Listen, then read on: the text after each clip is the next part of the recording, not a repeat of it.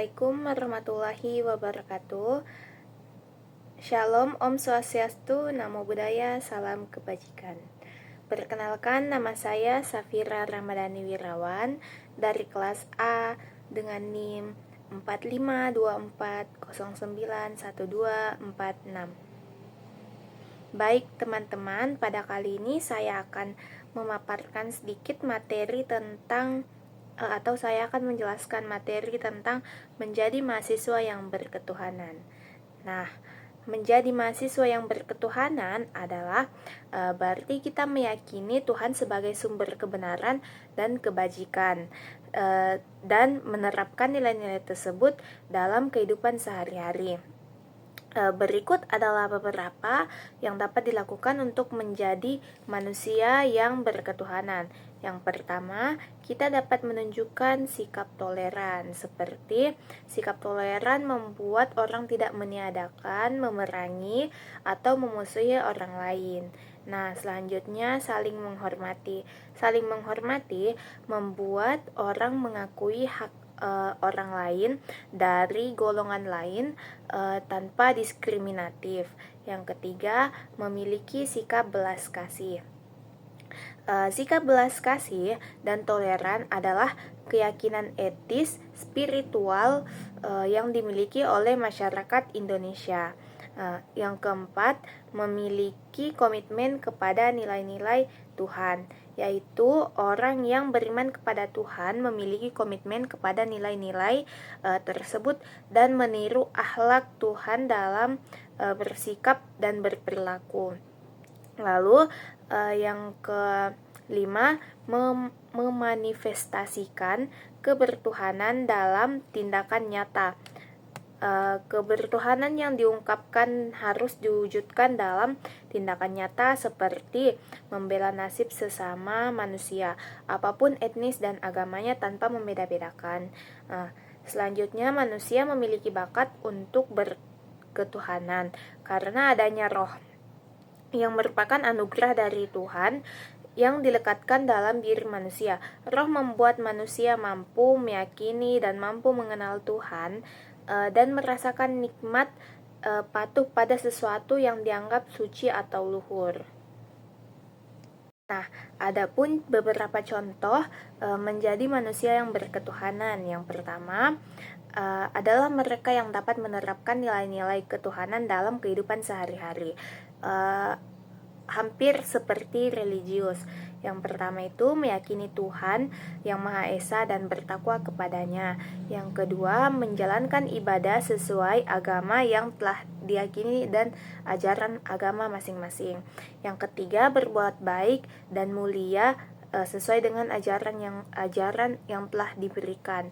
Yang keempat, menjaga kerukunan dan toleransi antar umat beragama. Yang kelima, menghormati agama dan kepercayaan orang lain. Yang keenam, tidak memaksa orang lain menganut agama tertentu. Yang ketujuh, tidak mengganggu orang lain yang sedang beribadah. Yang kedelapan, tidak bersikap rasis terhadap orang lain maupun agama lain. Yang kesembilan, menghargai hari-hari besar dari agama-agama lain. Yang kesepuluh, mengajari anak untuk beribadah kepada Tuhan sejak kecil. Nah, karena pada materi kali ini menjelaskan tentang mahasiswa yang berketuhanan. Seperti apa sih itu mahasiswa yang berketuhanan? Nah, mahasiswa yang berketuhanan bisa diartikan sebagai mahasiswa yang religius dan menghabiskan kegiatannya untuk hal-hal yang bermanfaat dan juga yang bersifat kebaikan atau ke akhirat. Salah satu ciri yang menonjol mahasiswa agamis adalah mereka yang rajin ikut rohis. Mahasiswa juga dapat menjadi perekat dalam masyarakat dengan menjabati perbedaan suku, agama, ras, dan antar golongan. Mahasiswa juga bisa menjadi contoh dan praktik demokrasi yang sehat kepada masyarakat. Nah, namun di kalangan sekarang kita pasti sering mendapatkan pertanyaan terkait apakah manusia itu makhluk berketuhanan? Tentu saja iya, karena kesimpulannya adalah bahwa sejatinya manusia adalah makhluk berketuhanan, karena keyakinan atau penerimaan terhadap sesuatu sebagai pusat atau tujuan hidup tetap melekat pada setiap individu, meskipun berbeda-beda dalam bentuk dan intensinya. Nah, berketuhan itu sebenarnya di dalam jiwa manusia itu sendiri sudah tertanam benih keyakinan yang dapat merasakan akan adanya Tuhan itu. Rasa semacam ini sudah merupakan fitrah atau naluri insani. Inilah yang disebut dengan naluri keagamaan atau religious instinct. Nah, adapun dalam materi menjadi mahasiswa yang berketuhanan ini, kita pasti selalu menyangkut pautkan dengan religius. Manusia yang religius berkeyakinan bahwa semua yang ada di dalam semesta ini adalah merupakan bukti yang jelas terhadap adanya Tuhan. Wujud ketuhanan itu dalam kenyataannya sudah menjelma dalam alam semesta ini, juga dalam sifat serta segenap benda dan bahkan di dalam jiwa manusia. Sebab rasa kepercayaan seperti itu lekat benar dengan jiwa manusia, bahkan lebih lekat dan dekat dari dirinya sendiri. Nah, menurut Stark dan Glock tahun 1968, ada 5 unsur yang dapat mengembangkan manusia menjadi religius, yaitu keyakinan agama, ibadat, pengetahuan agama, pengalaman agama, dan konsekuensi dari keempat unsur tersebut.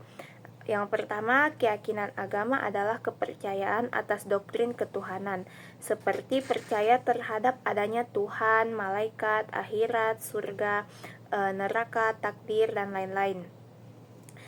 Tanpa keimanan, memang tidak akan tampak keberagaman.